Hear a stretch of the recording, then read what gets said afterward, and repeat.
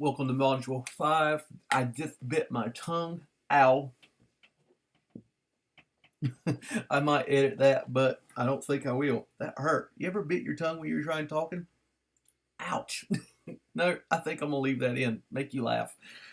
Man, shoot, that really hurt. Okay, anyway, welcome to Module 5, Dose Calculations, where Mr. Lewis bites his tongue while he's trying to talk. Anyway, that was funny. All right, in this module, we're finally at the very end of the semester, so woohoo, go us. This first video, there is no notes for you to be taking. I really do want you to kind of pay attention to this video because there's a few things that we're going to talk about that are going to show up probably in your homeworks, but I'm not going to give you anything overly complicated that's from this information. But it is good for you to know. So let's just go ahead right straight to it. Let's just talk about syringes. All right, so syringes, as we all know, are different ways of putting medication into our body. It could be through, well, we'll go through IV, IM, and all that stuff in a minute. But this is different types of syringes, and there's different, for lack of a better word, different flavors. We can do things like you see here in front of you in milliliters. We can do things in ounces. We can do things in liters, etc., etc. Who knows, depending on the case. So our job as medical professionals, so to speak, is to be able to determine which syringe is the best one to use for the job. So let's just kind of glance at these particular ones right here. As you can see, you have a big one that goes all the way up to 35, and you have different little hash marks. Well, each big hash mark represents 5 milliliters, and each individual little hash mark, now notice what I said, the little hash marks represent 1. So you have a hash mark here that's at the very top of the syringe. It's kind of like a big one, but it's a little bit, notice the difference. So this first hash mark actually is 0. This is the most common mistake people make. They count this as the first one. That's not the case. This is where to start. All right, so you would go 0, then 1, 2, 3, 4, 5. All right, then go 6, 7, 8, 9, 10. All right, so that's pretty self-explanatory. Matter of fact, let's go down here, and you can see this. It says that the barrel represents 35, each line is 1, and the big line is 5. Let's move on to the next one.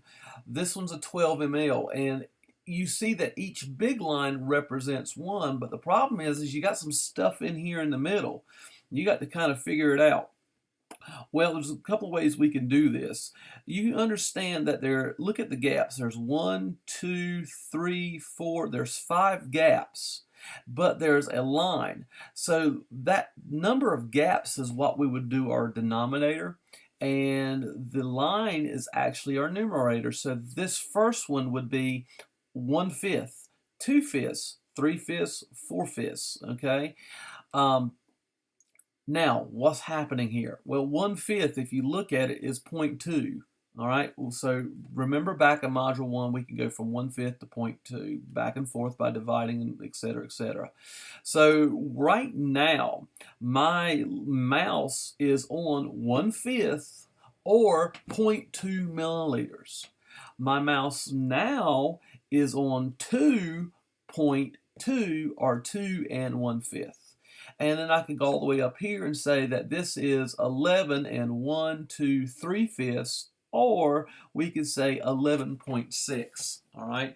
So you need to be able to kind of be able to flip-flop back and forth. All right.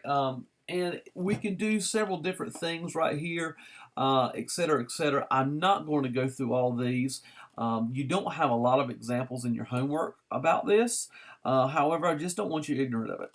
All right. Now, speaking of homework, there is a question in there that has that talks about how to measure it. Okay, so here we have a syringe that's got some medicine in it, and you notice that this plunger, there's a point there, then there's a top ring, and then there's a bottom ring. All right, well, why we properly read syringes is by the top ring of the syringe. So this one is actually at zero point 0.9 mLs. And how do we know? Well, notice how this is counting by 1.52, it's counting by 0.5s, and that each individual hash mark is 0.1. So this is 1, 0.1, 0.2, 0.3, 0.4, 0.5, 0.6, 0.7, 0.8, 0.9. So it reads from the top one. Looking at this one, we've already got the answer. It's 5.4, but how do we know? Well, notice that we have 1, 2, 3, 4, 5, and that each little hash mark in this case is 0.2. So this is going to be 5, 5.2, 5.4, because it's reading at the top of the plunger. And we can do several of these, but I think you kind of get the idea. So let's go back, and of course, if you really want some practice, here is some extra work for you to do, and you kind of get an idea, all right? And I'm not going to go through this. This is just for your own benefit. All right, now, the next thing that I want to talk about is common medical abbreviations. All right, so this is actually pretty important. There's a few that I really want to speak on. Like, here we go, IM and IV. Most of us already know what IV means, because if we've ever been to a hospital, have had surgery, they stick an IV in us. And what that means is intravenously. Basically, they stick a needle in you that goes inside of your vein, and that medicine that they're giving you, whatever it may be, is going directly into your vein. All right, now the next big one is called Iem Intramuscularly.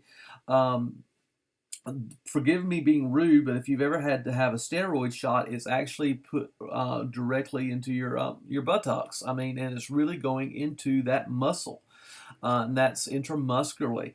Then another big one is PO. This means by mouth.